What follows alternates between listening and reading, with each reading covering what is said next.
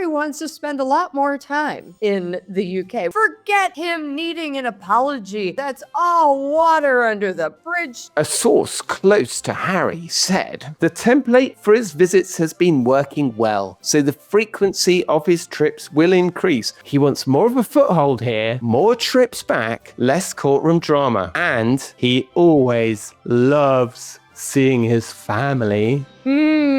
Harry needs desperately to get his numbers up in the UK. His popularity numbers are woeful. His wife's, they're even worse. Now he is in the good graces with his father. He wants to come back more and more so that he can be seen as royal again. And why not when you've got an entire gazillion room palace at your service?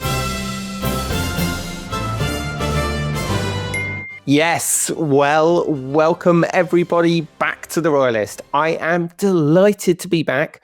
I've been on holiday for the last week and I'm in that strange combination of absolutely exhausted but incredibly refreshed at the deeper level. If you know that strange combination that comes from going on a really great holiday. I had a fantastic time and thanks to everybody who noticed I was gone. I was very touched. Well, it's August, so it's traditionally quite a quiet time for royal news. But of course, that was in the old days. And these days, of course, Harry and Meghan like to make a lot of news in August when there's very little competition.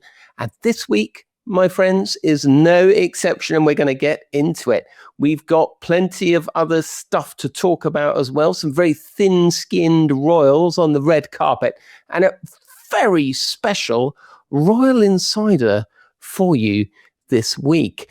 Of course, a huge thanks to our regulars, Alexandra, for doing the door. All of you who are there in the comments every week, thanks so much for your nice comments. Well, I've been away last week. Philippe has been manning the Substack along with Vicky, who was finishing up at the Royalist this week. She's got some amazing new gig in America. So congratulations, Vicky. Without further ado, let's get into the Royal Rundown. So coming up on today's show, first, our Royal News update. Why did Prince Harry's surrogate dad leap to the couple's defense in People magazine? And then it's time for Tea with Tom. And I got stuck into a really solid chat with Paula this week about the insanity of that statement from Harry in the Sunday Times, saying that he wants to avoid courtroom drama in the future and come back several times a year, etc., etc. Paula and I will be thinking about what all that really means. And finally, our royal insider. Well, as you know, Prince George is starting at Eton in just a few days' time, and that's where I went to school. And I've just had so many journalists calling me up and asking me what it was like. I thought, I tell you myself. So the royal insider this week is me. Right, let's get straight into it. It's time for our royal news update. So David Foster has broken his silence over that viral clip that appeared to show him brushing past Meghan on the red carpet, insisting there was no awkward moment and certainly no snub. Well, I have to say, it slightly raises the question of why on earth the Meghan and Harry are so thin-skinned that they feel the need to correct everything that is said about them. I mean, goodness me, never complain, never explain looks a long way away, doesn't it? I mean, 10 days after a 2-second video, is it really worth saying anything at all? The moment in question came on August the 7th at David Foster Foundation's 40th anniversary gala. Foster's hometown, the base of the huge charity that he's founded in 1986 to support Canadian families with children awaiting organ transplants. So Harry and Meghan attended in, support of Foster, often described as Harry's surrogate dad. And we'll get into that in a minute. And, a video that was slowed down appeared to show Meghan kind of sort of tucking her arm behind her back and looking like she was being ignored by Foster. Well, now, of course, look, Foster is not just some minor gala host. He's a 16-time Grammy winner, nicknamed the Hitman. He produced Whitney Houston's I Will Always Love You, which I could sing, but I'm not going to. Celine Dion, Michael Bublé, this guy is a big deal, right?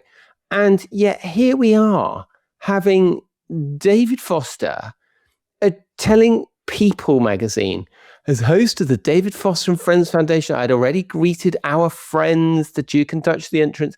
They were very gracious. They're dear friends of mine.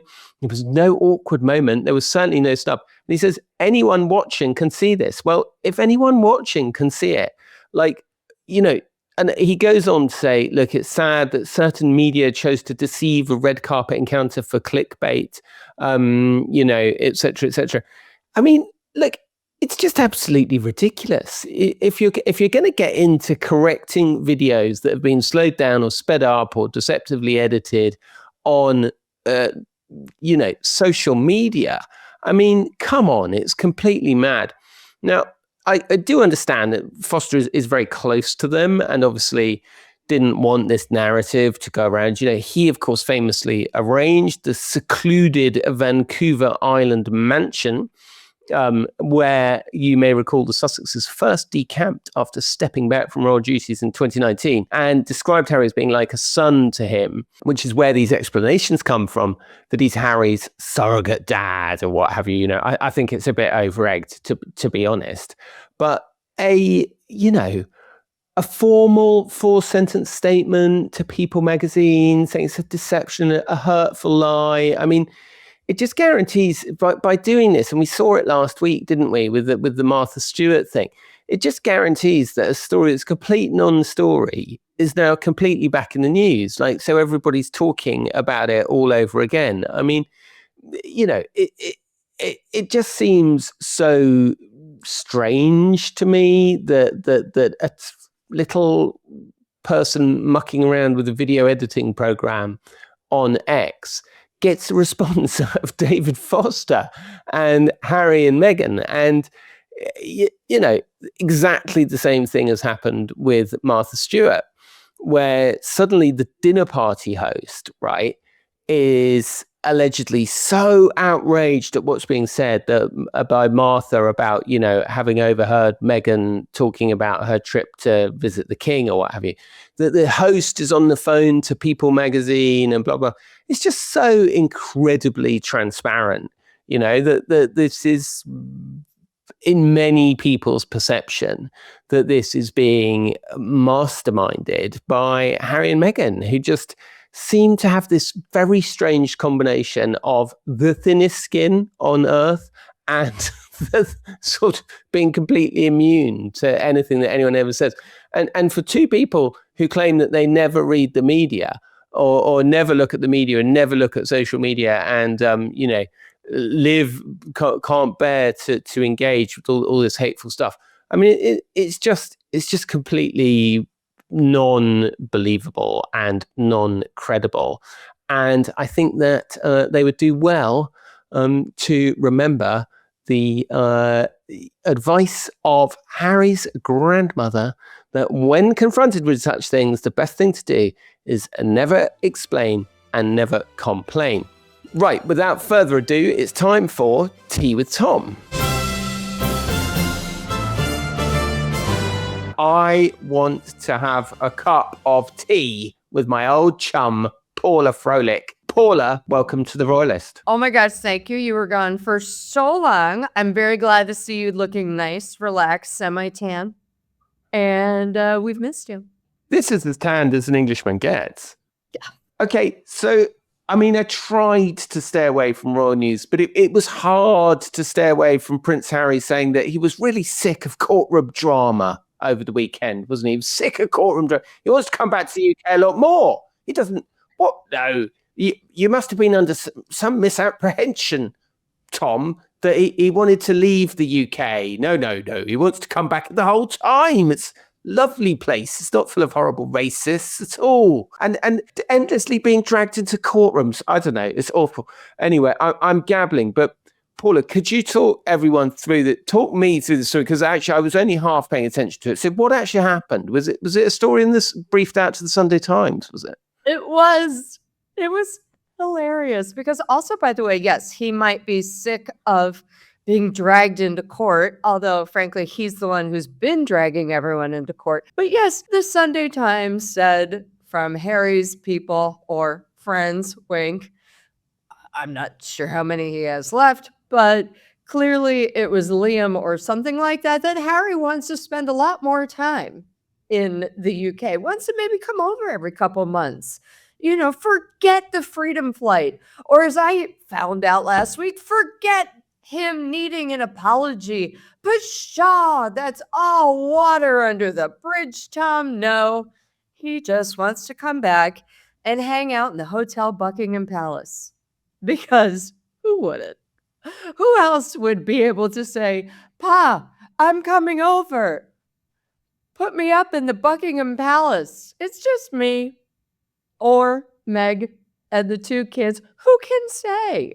Because Megxit is over. They want back in. And why not when you've got an entire gazillion room palace at your service? Yeah. Okay. So let's just get into this story from the top and let's go through it and break it down because it really does merit. I mean, it's so ridiculous. So, okay. So this is Veronica in the Sunday Times. Now, I want to make clear, I'm not casting any aspersions on a journalist for getting in contact with, Harry's office and saying, what are his plans? Also, I hasten to add, it is the middle of August. There is no other news around. So actually, my hat is off to Veronica for managing to generate a story out of basically thin air. But so she says in this story, she has a source who I think that anyone who's worked in this field would fairly quickly identify as one of Harry's representatives, saying that Harry was buoyed, very happy and really energized by meeting the king, confirming that they spent time at Althorp, confirming more or less that they laid the flowers on the grave for Diana, confirming that Harry wants to spend more time in the UK. Well, in fact, they've been saying that for a long time, we want to say. But then this is the quote that I think got people laughing. A source close to Harry said, the template for his visits has been working well, so the frequency of his trips will increase. We need to actually stop there. Sorry. The template for the visits has been working well. Paula, you have 2 minutes on the template for his visit is working well. What's been working well about it? Not much, Tom. But also, what's the template? Daddy's always offered me Buckingham Palace. I've always said no because it's not safe enough. But then I found out, okay, it could be safe enough, but then I'll go and complain about Ravik again. That's the template.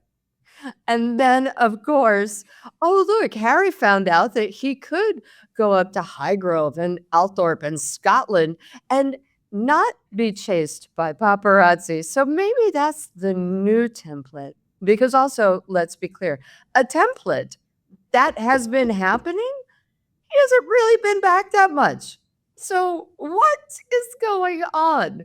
I think the new template is Hotel Buckingham Palace, get the free guards, and then maybe take a daddy trip up to go see daddy with daddy's trucks so he gets the blues and twos, and that's about it. I know. So look, we're only 6 words into this statement, so we've got to get through the whole thing. But yeah, I mean, I've got some stuff to say about how, from Harry's point of view, the template's working marvelously. I mean, he's almost back in the royal family, isn't he? But anyway, let's keep going. The templates for his visits has been working well. So the frequency of trips will increase, especially in the run up to Invictus, which he's determined to make the best games yet. So he'll be coming back and forth a lot more every few months. The way the wind is blowing, he's going to want to be here more and more. He's happy these trips can now have more focus on the patronages and be less obscured by the other nonsense. He wants more of a foothold here, more trips back, less courtroom drama. And you're going to love this, Paula. He always loves seeing his family. Okay, so much to unpack there. First of all, always love seeing his family. And by that, he means his father, King Charles, who keeps giving him free stays at Buckingham Palace. I mean, yeah, I'd love to see somebody who'd be like, hey, stay for free there. And I'd be like, yeah, I will, my whole palace. But come on, did he really love seeing Queen Camilla, aka his evil stepmother? Not sure. Also, he didn't see anyone else in his family except for his uncle, the Earl, who, by the way, they're not so close. And we know this because Harry and Meghan did not show up to the Earl's wedding in America, which was, I believe, in Arizona, just one state over from them, which I always thought was a little odd. But que sera, here's the deal. Harry needs desperately to get his numbers up in the UK. His numbers, his popularity numbers are woeful. So are his wife's. They're even worse. But he keeps saying, oh, I need this Invictus. I want this Invictus to be the best ever. How can it be? He still has to raise 25 million. And the last trip to the UK was such a frantic disaster that he did not raise that money. Now he is in the good graces with his father. So yes, of course, he wants to come back more and more so that he can be seen as royal again. He can possibly get his dad to agree to open the Invictus games, because if his father is seen to be involved or give his blessing, pockets will open and they will be able to match the 29 million that the government has already given for Invictus Birmingham, which right now is not happening. But I mean, it is crazy, isn't it? This sort of, and you do see this a lot in the kind of whole Sussex narrative, whether it's in Spare. I mean, I remember there's a bit where he shaves his head at school. Do you remember that bit? And he goes to see William and he says, William, what do you think? And William goes, you shouldn't have done that, Harry. And Harry's like sort of really annoyed with him because he hasn't said, oh, don't worry about it, mate, or something like that.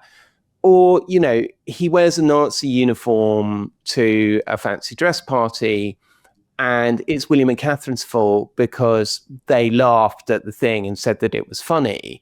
Or, something like that, or that he went in the car with them and they didn't stop him.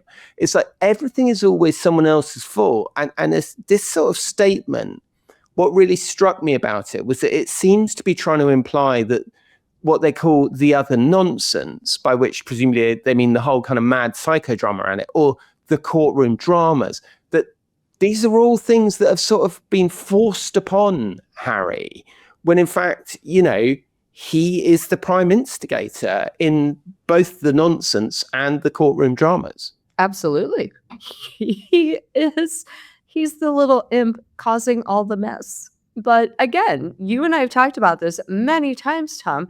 He never takes responsibility for his actions. It's always someone else who has egged him on, who has caused him to do this battle. He was the dragon slayer. Let us not forget that he was the one taking on this fight to protect Elizabeth Hurley, Baroness Lawrence. He was taking on a fight that he created, basically. Still can't believe he got it wrong. But the thing is that his first, and it happens over and over again, it's, okay, this maybe didn't go my way. I lash out, and then I just proceed as how I would like it to go on, and everyone will fall in line. It's really, really bizarre. It's like me saying, okay, Tom, you're going to give me £1 million tomorrow because I feel like it. And then I'm going to come over and I'm going to stay at your house. You can leave. I don't care if you're there or not.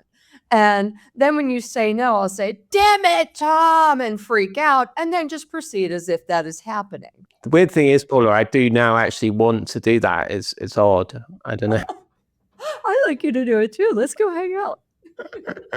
But I mean, this whole thing is just, I've been saying for ages on my Substack and on my YouTube and on the podcast, I've been saying for ages that people need to understand the depth of Charles's desire to reconcile with Harry at any cost. And I have been, not to blow my own trumpet, but I have been talking about it for a while. And that is very much what you're seeing now. If, talking to my sources who do actually know the family, the relationship with William and the relationship between William and Charles, I'm told, is literally, and this is a quote, as bad as it's ever been.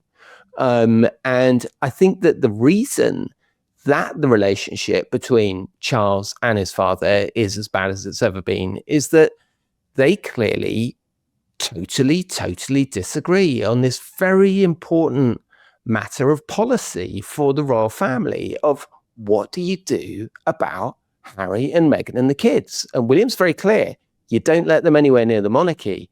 And Charles is very clear as well. No, you reconcile. We are the model family. Blood is thicker than water.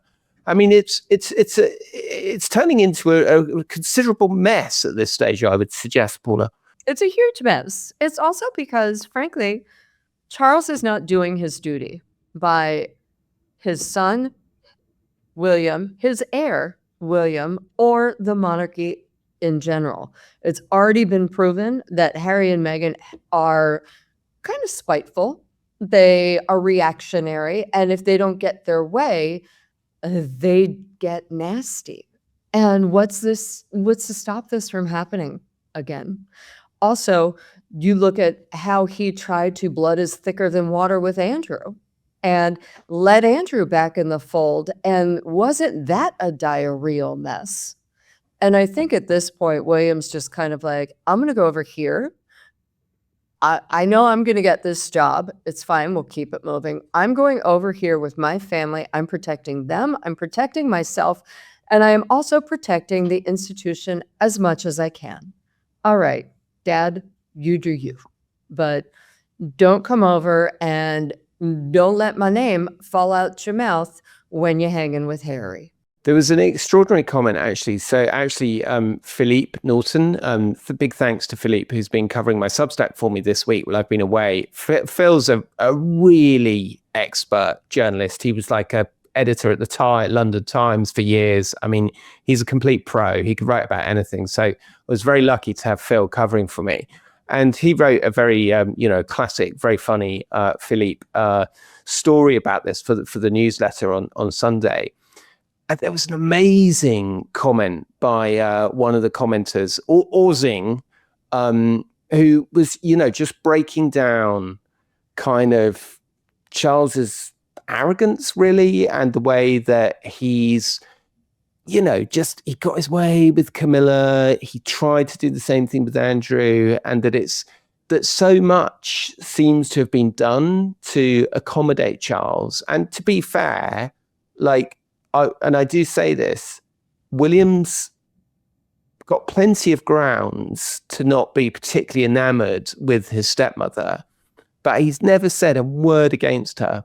And, never, either privately or publicly. And even, his staff do not brief. And to be completely fair, I mean, William's side have gone very quiet on the whole Harry thing. I mean, you just don't hear the backbiting coming from them and the negative briefing coming from that side, because there's this mantra of we're just detaching from it. As you say, we're going to go over here. We're going to, to use the kind of Al-Anon language to kind of detach with love and that kind of stuff, and just not have anything at all to do with it. Because, but what's so interesting is that it seems to have really worked for William. If you look at his popularity ratings, he's now getting close to where the Queen once was. People agree with him. Andrew and Harry should not be anywhere near the monarchy. This project of trying to bring them back is going to end in tears for Charles, isn't it? Oh, it's a disaster waiting to happen. I mean, nothing has changed. Harry and Meghan, as we see every day, still create drama, create mess, and create disaster. And they create it. They do this all on their own. And then when they're unhappy, they lash out. And they also create second and third and fourth day drama that didn't even need to be there to begin with. You can see this with Martha Stewart and Meghan.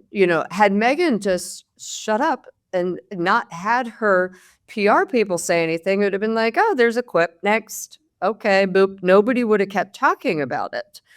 Same thing with David Foster. Same thing with the Kardashians. They just can't help themselves. They do not learn. They do not take advice. And it's very hard to deal with two people who are saying, no, we can do this. Look at this. We are royal and we are working. So we are working royals. We're just going to go do whatever we want to do. And still plan on more quasi-royal tours where she will shill her trauma closet and Harry will just think he's working by showing up and taking photos for 5 to 10 minutes. And that's fine if Charles wants to deal with that. But Charles is going to have to deal with the fallout as well. William at this point is saying, no way in Sam hell will me, my wife, my children ever appear as a subject with instances of behavior in any of their books going forward or any interviews, period. We're good. It's interesting. I don't know if you saw Robert Jobson on the Royalist last week, and he is really skeptical about Charles's health, basically. Now, he doesn't come fully out and say it, but a couple of times I've spoken to him and he said, Charles was tying up loose ends, and he had this really fascinating exclusive scoop that Charles had a sort of almost, one hesitates to use the word, but almost could be construed as a kind of farewell audience with Michael Fawcett, who you remember was a very, very controversial figure. And Jobson kind of definitely seems to, without quite wanting to say it, put this in the basket of the king's health, that it's like the king's ill, he's got cancer, he doesn't know how long he's got, and that's why all of this is happening on an accelerated time frame. Now, I have to say that that's quite different to what I've been told. I've been told that literally Charles's doctors are cock-a-hoop with how the treatment is going, and are running it up and down the flagpole to other patients coming into the London clinic, which is this incredibly exclusive clinic in Harley Street where he's being treated. But I feel like everybody's grasping for reasons as to why because like we are a million miles now from what people actually want, which is for Harry and Meghan to have their titles removed, right? I mean, that would actually be the kind of really popular thing. And I feel like everybody's grasping for reasons of why this is happening. And I mean, I'm not saying that Robert's correct. And I happen to think that actually Charles's health is quite a bit better than that, as I've reported. But do you know what I mean? It's like no one can figure out really why Charles is doing this. I think it's because Charles wants to. And he is a king. And as much as I may respect him on other levels, I think he's never really been told no, except for by his mother, who is now no longer with us.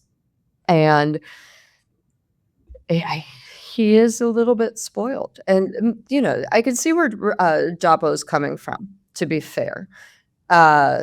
Cancer, you never know. It can look like the treatment is going well, then it doesn't. But you do start freaking out and thinking, oh, geez, if I only have X amount of years left, all of a sudden time is not infinite. And you start freaking out and wanting to get your affairs in order, even if it's 10 years or 5 years or 2. Okay, got it. However, it should be like the Times of London wrote, remove Harry as a counselor of state, remove the titles, and just see him as your son. Do a Queen Margaret. You are no longer a prince or a duke. You are my son. That should be enough. However, not going to happen. I think Charles really just wants to do what Charles wants to do. And thankfully, William takes after his grandmother. Yeah. It really struck me the other day when, I think again in the Sunday Times, after the meeting at Highgrove, the reason that was given was blood is blood. And I said at the time that that's actually the kind of, it's kind of no reason, isn't it? It's kind of reason you give when you don't actually have, it's not like, well, we think this would be good for the long-term, structure of the royal family, or we think that Harry and Meghan could have a role to play in blah, blah, blah, blah, blah. It's just like blood is kind of like, it's the principle of the damn thing almost. Do you know what I mean? And it's kind of like no answer. Yeah, but also blood is blood. Great. Blood is blood means absolutely spend time with your son, but you can still remove his titles. And the also is interesting at the split at the Times of London. You have the op-ed and the austere, august writers and editors saying, get rid of his titles, remove him from line of succession. And you have the royal reporters saying, well, King Charles says blood is blood. I get it. Blood is blood. I'm not mad at that statement, but take away his titles and say, blood is blood. Please just be my son. Well, Paula Froelich, it's been a great pleasure to be chatting to you today. And thank you very much for being on the show. If you want more Paula Froelich in your life, and let's be honest, who doesn't? Make sure to sign up to Paula's Substack, Paula Froelich Uncensored, her YouTube channel of the same name, and her News Nation show is called The Scoop with Paula Froelich. And you can see the QR code for her Substack on your screen right now. Paula, what an absolute treat having you. Look forward to seeing you next week. And now it's time for our Royal Insider, who this week is me. In just a few weeks, Prince George starts at Eton College. Same school as his father, same school as Boris Johnson, David Cameron, and 18 other prime ministers, and same school as me. Yes, I was there, tail suit, starched collar, floppy hair, the lot. So I've spent last few weeks telling lots of other journalists what life at Eton was like. So I thought I might as well tell you guys just what the future king is walking into. So what is your first day at Eton actually like? Well, I'll tell you, it's super, super weird. So first thing to understand is that your first day actually starts 6 years before your first day, you know, when you go and look round for the first time. Then when you're 10 and a half, you go and do a preview test. Well, these days, you go and do a preview test when you're 10 and a half to check you're smart enough to get in. In my day, it was somewhat easier. When you were about 10 and a half, you went to the school and you met the headmaster, and the headmaster said something like, hello, do you like cricket? And you'd say, I love cricket, sir, even though you hated it. Batsman or bowler? Batsman, sir. Had any good games lately? Yes, sir. I played the other day and I scored 32 runs.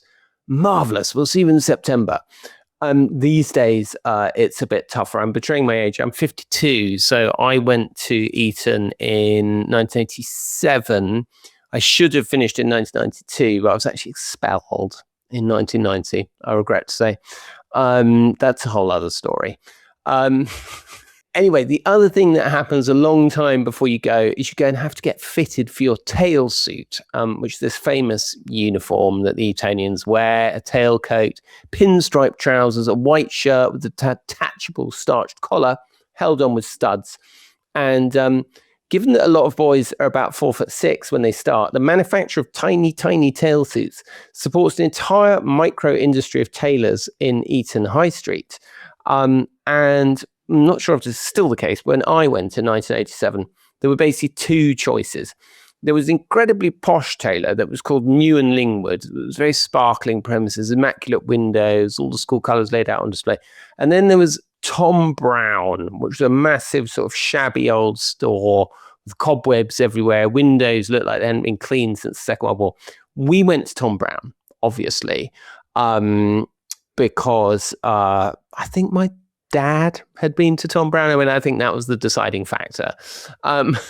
So, look, Eton obviously is a complete bastion of privilege, but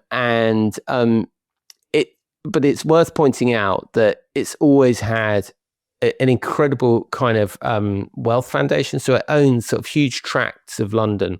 A considerable percentage of the kids these days are on some form of financial assistance. And I myself was a beneficiary of a bursary at Eton College, which was the War Memorial Bursary, which paid 50% of my school fees and was given to kids who's had a ancestor who had been at Eton, who had also fought in the First or Second World War. And my grandfather fought in the First World War. How about that? Robert Goad. Anyway, so you have to get your tail suits. Now, there's another funny thing about the tail suits. You have to have two. One is supposed to be new and one is supposed to be old. And this became a real marker of the new money families who would often buy two brand new suits, whereas the old money families would often turn up with about 8 incredibly old suits, embalmed in mothballs and pulled out of the attic, and would consider buying even a single new one a pointless extravagance. But you were actually forced to buy one new one that you had to wear at the open days and things like that. And also, there are other strange thing about Eton College is that it's laid out around Eton High Street, which is a village in Berkshire, basically, just across the road from Windsor Castle.